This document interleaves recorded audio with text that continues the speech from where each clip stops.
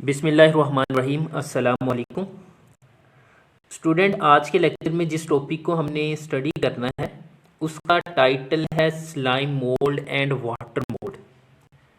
बच्चे एक्चुअली ये जो टॉपिक है ये fungus like protista, last time हमने डिस्कस किया था कि फंगस लाइक प्रोटिस्टा ऐसे प्रोटिस्टा जो फंजाई से मिलते जुलते हैं। बच्चे उसमें आज हमने दो एग्जाम्पल है उनको स्टडी करना है। एक का नाम है स्लाइम मोल्ड और दूसरा हम डिस्कस करेंगे वाटर मोल्ड के बारे में। बच्चे स्लाइम मोल्ड जो वर्ड है, बेसिकली स्लाइम का जो वर्ड है वो इसकी अपीयरेंस के हवाले से लिया गया है कि ये इंतहाई स्लिम होते हैं, बड़े स्मार्ट होते हैं, तो इसलिए इसको स्लाइम मोल्ड कहा जाता है। और इसका दूसरा नाम है मिक्सोमाइकोटा। माइकोटा का जो वर्ड है वो माइकोलॉजी से निकला है और फंजाई की जो स्टडी होती है उसको हम नाम देते हैं माइकोलॉजी का। बच्चे जो स्लाइम मोल्ड या मिक्सोमाइकोटा है इसकी दो स्टेजेस होती हैं। एक को हम नाम देते हैं फीडिंग स्टेज और दूसरी होती है इसकी रिप्रोडक्टिव स्टेज। तो फीडिंग स्टेज उस स्टेज को कहते हैं जहां ये अपनी न्यूट्रिशन वगैरह हासिल करती है।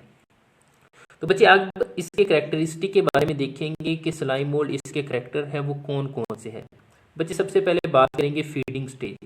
स्लाइम मोल्ड की जो फीडिंग स्टेज होती है वो कौन सी होती है? प्लाज्मोडियम होती है। प्लाज्मोडियम को आपने मलेरिया के टॉपिक के अंदर स्टडी किया था, तो इसकी जो फीडिंग स्टेज है वो उसके साथ काफ़ी हद तक रिलेट करती है। तो बच्चे फीडिंग स्टेज को हम कहते हैं ये प्लाज्मोडियम है। ये क्या होती है? मल्टी न्यूक्लिएट होती है। अगर इसके साइटोप्लाज्म की मैं बात करूं तो वो होगा मल्टी न्यूक्लिएट। बच्चे मल्टी का मतलब होता है बहुत ज़्यादा और न्यूक्लिएट हम कहते हैं न्यूक्लियस को। अब ये देखिए कि हमने एक स्ट्रक्चर बनाया हुआ है। इस स्ट्रक्चर के अंदर 1 2 3 4 यानी कि 4 न्यूक्लियस मौजूद हैं और इनके दरमियान कोई भी क्रॉस वॉल या सेपरेशन मौजूद नहीं है, तो हम कहेंगे कि इसका साइटोप्लाज्म तो एक ही है और उसके अंदर न्यूक्लियस क्या है? ज़्यादा है। तो इस तरह की बॉडी को हम नाम देते हैं मल्टी न्यूक्लिएट का। बच्चे इसका जो स्ट्रक्चर है वो इसकी जो लेंथ होती है वो काफ़ी ज़्यादा हो जाती है। अगर मैं इसके डायमीटर की बात करूं तो वो कितना हो जाता है? 30 सेंटीमीटर। तो अगर एमसीक्यूज में पूछ लिया जाए what is the size of slime mould, तो आपने लिखना है 30 सेंटीमीटर या ब्रैकेट में इसे 1 फीट भी लिख सकते हैं। बच्चे स्ट्रक्चर के हवाले से बात करेंगे, स्ट्रक्चर किस तरह का है। तो हमने लिखा स्लिमी इन अपीयरेंस, कि अपीयरेंस में क्या होगा? इंतहाई स्लिम होता है। अब बच्चे बात करेंगे इसकी हैबिटेट की। हैबिटेट हमने कहा था कि उस रीजन या जगह को कहते हैं जहां एक जानदार रहता है।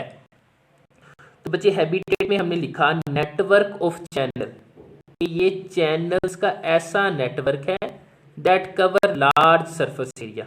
लास्ट टाइम हमने बात की थी कि इसका जो स्ट्रक्चर होता है वो थ्रेड लाइक होता है। मैं कह देता हूँ कि ये स्ट्रक्चर है, तो बच्चे ये क्या होगा? इस तरह जो धागा नुमा साख्तें होती हैं वो किसी भी सबस्ट्रेट के ऊपर काफ़ी एरिया तक फैल जाएंगी, काफ़ी एरिया तक फैल जाएंगी। तो हमने लिखा network of channel cover large surface area, जो कि बहुत ज़्यादा सरफेस एरिया को कवर करेगा। डिकिंग लॉग्स, गली सड़ी जो लकड़ी होती है या लकड़ जिसे हम कहते हैं उसके ऊपर मौजूद हो सकता है। लीफ लिटर, जो गले सड़े पत्ते होते हैं बच्चे, उनके ऊपर भी ये मौजूद हो सकती है। आगे बच्चे इसकी रिप्रोडक्शन के हवाले से बात करेंगे कि अपने नंबर है उसको इंक्रीज या मल्टीप्लाई कैसे करता है। बच्चे स्लाइम मोल्ड जब भी अनफेवरेबल कंडीशन को फेस करता है, अनफेवरेबल कंडीशन से मुराद क्या होता है? टेम्परेचर प्रॉपर ना हो, वाटर अवेलेबिलिटी प्रॉपर ना हो, ठीक है, लाइट प्रॉपर ना हो। तो इस कंडीशन में जो स्लाइम मोल्ड होते हैं वो क्या करते हैं? स्पोर प्रोड्यूस कर लेते हैं, हैप्लाइड स्पोर। और बच्चे आपने ये पढ़ा हुआ है कि स्पोर कहाँ प्रोड्यूस होते हैं? एक स्ट्रक्चर के अंदर प्रोड्यूस होते हैं जिसे हम कहते हैं स्पोरंजिया। मिसाल के तौर पर मैं इसे कह देता हूँ ये क्या है? एक स्टाक। स्टाक को उर्दू में कहते हैं एक डंडी नुमा स्ट्रक्चर। बच्चे इसके ऊपर क्या है कि आपको एक राउंडेड स्ट्रक्चर नजर आ रहा है, एक राउंडेड स्ट्रक्चर नजर आ रहा है। इस टोटल स्ट्रक्चर को हम नाम देंगे स्पोरंजिया का। इसके अंदर छोटे छोटे स्पोर हैं वो प्रोड्यूस होंगे, छोटे छोटे स्पोर प्रोड्यूस होंगे। तो बच्चे इस एक स्ट्रक्चर को हम कहते हैं स्पोर, और ये क्या होते हैं? हैप्लाइड होते हैं, हैप्लाइड होते हैं। और इस टोटल बाउल नमा स्ट्रक्चर को हम नाम देते हैं स्पोरेंजिया का। तो बच्चे जब कंडीशन अनफेवरेबल होगी तो इसके अंदर यानी कि स्पोरेंजिया के अंदर हैप्लॉइड स्पोर हैं वो प्रोड्यूस होंगे, और जब कंडीशन फेवरेबल आ जाएगी तो हमने लिखा व्हेन कंडीशन बिकेम फेवरेबल, तो जैसे ही कंडीशन फेवरेबल होगी स्पोर जर्मिनेट, ये जो स्पोर होंगे वो जर्मिनेट करेंगे इनटू बाईफ्लैजिलेट। बच्चे बाई का मतलब होता है दो, और फ्लैजिलेट या वर्ड निकला है फ्लैजेला से, तो ऐसा स्ट्रक्चर बनाएंगे जिसके अंदर दो फ्लैजेला हैं वो मौजूद होंगे, या इसके लिए हम वर्ड यूज़ करते हैं अमीबाइड स्ट्रक्चर का। जैसे आपने लोकोमोशन के हवाले से ये दोनों टर्म्स पढ़ी हैं, फ्लैजिलेट और अमीबाइड, कि ऐसी बॉडी बना देंगे। मिसाल के तौर पर मैं कह देता हूँ ये एक बॉडी है, इसके ऊपर इस तरह के दो स्ट्रक्चर मौजूद है, तो इसको मैं कहूँगा कि ये बाईफ्लैजिलेट है। या आपने चैप्टर नंबर 6 बैक्टीरिया का जब स्ट्रक्चर पढ़ा था वहाँ भी आपने पढ़ा था कि बाईफ्लैजिलेट्स क्या होते हैं। बच्चे ये क्या होगा कि जो बाईफ्लैजिलेट स्ट्रक्चर है ये आपस में मिलेगा और क्या बना देगा, जाइगोट बना देगा। अब मैं आपको एक डायग्राम के जरिए समझाता हूँ कि ये किस तरह स्ट्रक्चर है वो बनेगा। बच्चे मिसाल के तौर पर मैं कह देता हूँ कि कंडीशन है वो अनफेवरेबल है। जैसे ही कंडीशन अनफेवरेबल होगी तो इस स्पोरेंजिया के अंदर स्पोर बनेंगे। ये जो स्पोर होते हैं ये क्या होते हैं, हैप्लॉइड होते हैं, और आपको पता है कि हैप्लॉइड को हम इंडिकेट करते हैं सिंगल एन से। बच्चे जैसे ही कंडीशन फेवरेबल आएगी तो ये क्या होगा, जर्मिनेट करेंगे।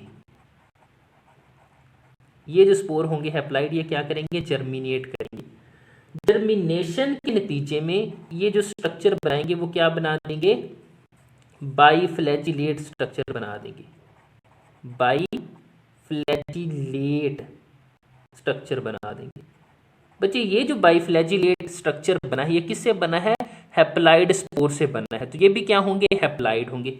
बच्चे होगा क्या कि इस तरह दो फ्लैजिलेट आपस में इनकी फ्यूजन होगी, इनकी क्या होगी, फ्यूजन होगी। तो जैसे सिंगल एन और इसको हम कह देते हैं कि इसमें एन और मिला तो हमारे पास क्या बन जाएगा, 2n बन जाएगा। तो जैसे ही बाईफ्लैजिलेट स्ट्रक्चर के दरमियान फ्यूजन होगी, फ्यूजन का मतलब है मिलना, तो जैसे ही ये मिलेंगे तो बच्चे इनसे क्या होगा कि जाइगोट है वो बन जाएगा। तो जाइगोट से आगे क्या होगा कि हमारे पास स्ट्रक्चर बनेगा जिसे हम कहते हैं प्लाज्मोडियम। यहाँ होगा माइटोसिस का प्रोसेस, क्या क्या बनेगा, प्लाज्मोडियम। प्लाज्मोडियम क्या थी, फीडिंग स्टेज थी, किसकी, स्लाइम मोल्ड की। तो प्लाज्मोडियम बनेगा और उसके बाद जब दोबारा से अनफेवरेबल कंडीशन होगी तो दोबारा से ये स्पोरेंजिया बनेगा, इसके अंदर स्पोर बनेगी और वो स्पोर क्या होंगे, हैप्लॉइड होंगे। तो बच्चे इस तरह क्या है कि ये अपना साइकिल है वो कंप्लीट करता है। इसके बाद बच्चे जो सेकंड एग्जाम्पल आपके सिलेबस में गिवन है वो है वाटर मोल्ड। ठीक है, वाटर मोल्ड। तो फंजाई लाइक प्रोटिस्टा में हमने दो एग्जाम्पल स्टडी करनी थी, एक स्लाइम मोल्ड या जिसको मिक्सोमाइकोटा कहा जाता है, और दूसरी है हमारे पास वाटर मोल्ड, इसको ओमाइकोटा भी कहा जाता है। बच्चे ओमाइकोटा या वाटर मोल्ड के बारे में डिस्कस करें तो कहा यह जाता है कि जो वाटर मोल्ड है ये क्लोजली रिलेटेड है फंजाई के साथ, कि फंजाई के साथ ये बहुत क्लोजली रिलेट करता है। लेकिन जो ओमाइकोटा है ये बहुत पुराना ग्रुप है, ये बहुत एंशियंट ग्रुप है, किसका, प्रोटिस्टा का। इसके बाद बच्चे कैरेक्टरिस्टिक की अगर मैं बात करूं तो सेल वॉल, ये जो वाटर मोल्ड या ओमाइकोटा होते हैं, अगर मैं इसकी सेल वॉल की बात करूं तो बच्चे इनकी सेल वॉल में मौजूद होता है सेलुलोज। सेलुलोज ये किसकी सेल वॉल में मौजूद होता है, ये प्लांट की सेल वॉल के अंदर सेलुलोज मौजूद होता है। तो ये कैरेक्टर इंडिकेट करता है कि ये प्लांट जैसे है, जबकि फंजाई की सेल वॉल में क्या मौजूद होता है, काइटन मौजूद होता है।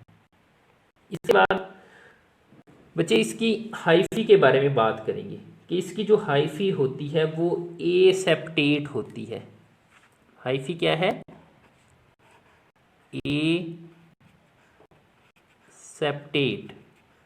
एसेप्टेट किसे कहते हैं, मिसाल के तौर पर मैं कहता हूँ ये फिंगर लाइक स्ट्रक्चर है, इसको मैं नाम दूंगा ये हाइफी है। ठीक है, ये हाइफी है।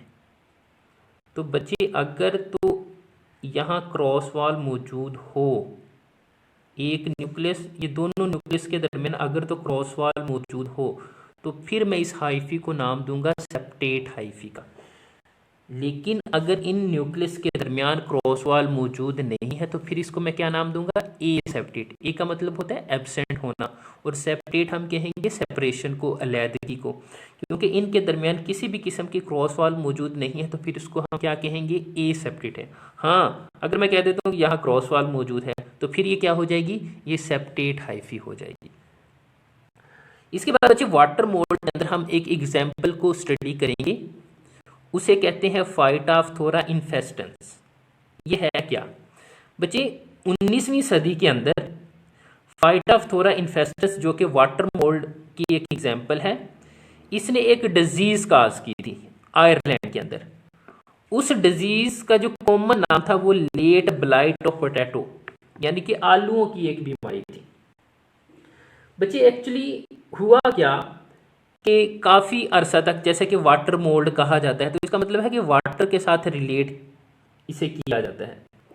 19वीं सदी में तकरीबन 1840 के करीब बच्चे उस सीज़न में या उस साल में क्या थी कि बारिशें बहुत ज़्यादा हुई थी। बारिश ज़्यादा होने की वजह से जो सॉइल थी उसके अंदर मॉइस्चर कंटेंट बहुत ज़्यादा हो गए, हवा के अंदर जो नमी का तनासब था वो बहुत ज़्यादा बढ़ गया था, हवा थी वो कूल हो गई थी। तो बच्चे इस तरह क्या हुआ कि वहाँ एक वाटर मोल्ड, या जिसे हम कह रहे हैं ये फाइटोप्थोरा इन्फेस्टेंस, ये बहुत ज़्यादा डिवेलप हो गया। इसकी जो मल्टीप्लिकेशन है वो बहुत ज़्यादा हो गई थी। तो बच्चे इसने क्या किया कि एक डिजीज़ काज की जिसे हम कहते हैं late blight of potato. Basically बच्चे जो आयरलैंड है, आयरलैंड यहाँ जो स्टेपल फूड है, जैसे हमारे यहाँ जो स्टेपल फूड है वो गंदम है, ठीक है, कि हम सुबह भी, दोपहर भी, शाम भी गंदम को यूज़ करते हैं अपने स्टेपल फूड का मतलब होता है जो मोस्ट कॉमनली हम यूज़ करते हैं, जिसके बगैर हमारा गुजारा नहीं है। तो हम यहाँ गंदम को यूज़ करते हैं, जबकि आयरलैंड के अंदर जो स्टेपल फूड है वहाँ किसको यूज़ किया जाता है, पोटैटो। तो इसका मतलब ये हुआ कि वहाँ के जो लोग हैं वो आलू बहुत खाते हैं।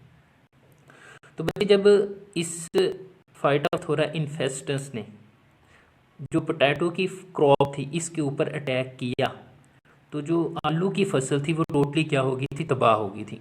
वो टोटली क्या हो गई थी, डैमेज हो गई थी। बच्चे जैसे ही ये पोटैटो की जो फसल थी वो डैमेज हुई तो लाजमी सी बात है क्या होगा, शॉर्टेज हो जाएगा, शॉर्टेज ऑफ स्टेपल फूड। अगर पाकिस्तान के अंदर गंदम की कमी हो जाए तो हम कहेंगे खुराक की कमी हो गई है या कहत वाली कंडीशन आ गई है। तो लाजमी सी बात है वहाँ जो स्टेपल फूड था वो क्या था, पोटैटो थे। तो इसलिए जब उसके अंदर डैमेज आई तो वहाँ क्या आ गया कि शॉर्टेज ऑफ फूड, कहत वाली कंडीशन आ गई थी। बच्चे इस कहत वाली कंडीशन की वजह से आयरलैंड के अंदर बहुत ज़्यादा डेथ हुई थी, और उसके जो नंबर लिखे हुए हैं वो तकरीबन 2,50,000 लोग हैं, उनकी डेथ हुई थी। तो एक तो हम इसका जो इफ़ेक्ट देख लें वो ये हुआ कि 2,50,000 लोगों की डेथ होगी। दूसरा इफ़ेक्ट ये था कि माइग्रेशन करना पड़ी। माइग्रेशन कहते हैं हिजरत को, कि एक इलाके से दूसरे इलाके की तरफ मूव करना। जब लोगों ने ये देखा कि यहाँ शॉर्टेज ऑफ फूड हो रही है, कहत वाली कंडीशन है, तो उन लोगों ने वहाँ से मूव करना स्टार्ट किया, कि आयरलैंड से मूव कर दिए। तो बच्चे ये ज़्यादातर कहते हैं जो मूव किए थे वो यूनाइटेड स्टेट के अंदर मूव किए थे, यूएस के अंदर, ठीक है। तो ये बच्चे था कुछ करेक्टरिस्टिक्स स्लाइम मोल्ड और वाटर मोल्ड के हवाले से। इसमें हमने इसके जनरल करेक्टरिस्टिक के बारे में बात की और इसके जो रिप्रोडक्शन स्टेज है उसके बारे में बात की, और उसके बाद हमने वाटर मोल्ड और उसमें एक एग्जाम्पल हमने फाइटोप्थोरा इन्फेस्टेंस के बारे में जिक्र किया। तो ये आज आपका चैप्टर नंबर 7 ये कंप्लीट हो गया। इंशाल्लाह नेक्स्ट लेक्चर के अंदर हम चैप्टर नंबर 8 को स्टार्ट करेंगे।